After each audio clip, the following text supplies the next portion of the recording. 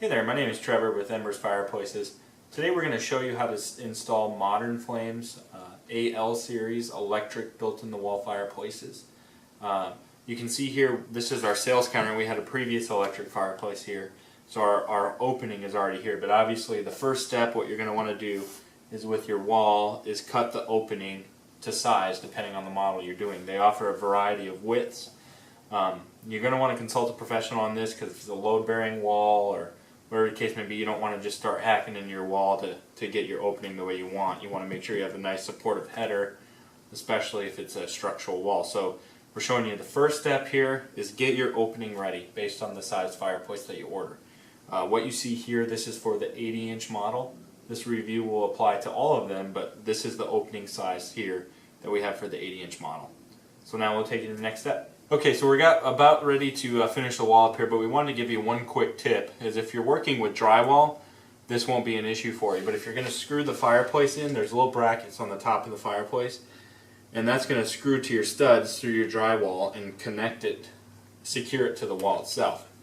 Now what we're doing is we're putting a stone or a tile on. So if you're doing any type of stone or tile work, you're going to want to make sure you leave a gap and don't bring it tight to the wall, because otherwise you're going to have to drill through your tile to secure it, which will be a lot of extra work. So again, if you're dealing with drywall, it's a non-issue, but just a little quick tip, and we'll show you what it looks like after we're done tiling the wall here. So you can see here we're not done tiling, but what we're going to do is we're going to set the unit in, put the power cord in the back there, and just make sure we have a nice tight fit before we finish tiling here. Okay, so you can see we just set the unit in. We're not finished with our tile yet, but we wanted to put it in so you could see the standoffs, especially if you have drywall. So here's your screw holes.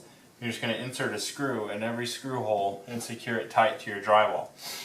You can see we have the left standoff over the stone there, so you could either cut the stone back further so you can get it tight into the drywall, but then you'd have to shim it out, or you can pre-drill holes in your tile so your screw can go through the tile and into your wall to secure it. So that's going to be on all three sides. The left, right, and top side is where you're going to secure it. And then it's secured and tight to the wall, and then it's fixed. And we'll show you the next step after we finish the tile here. Okay, so this is the left bracket. So 3 screws go in there.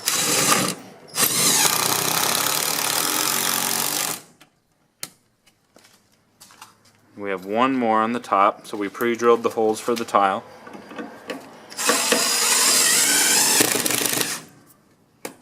So now the left side is attached, and you just repeat this process for the right. Okay, so for our next step here, we have our tile done. Ignore these shims, these are just holding the tile up temporarily. You definitely do not want to have combustible material right here where the heater is.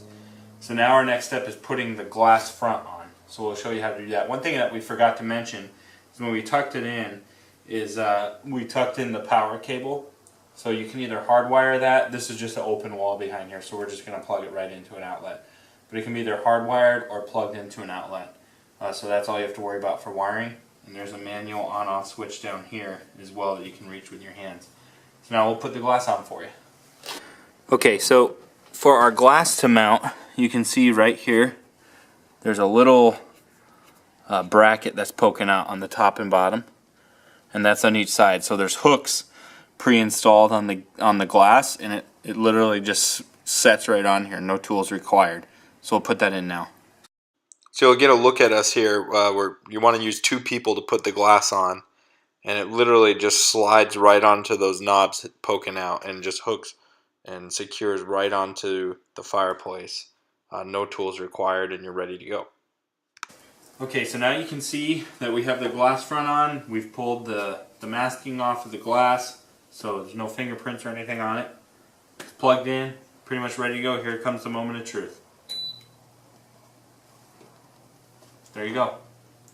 So if you have any other questions, you can call or text our sales staff at 805-952-5440, or you can check out our website at www.blazingembers.com. And thanks a lot for checking out our video today. Hey there, my name is Trevor with Embers Fireplaces.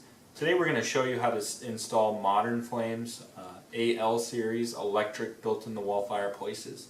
You can see here, this is our sales counter. We had a previous electric fireplace here.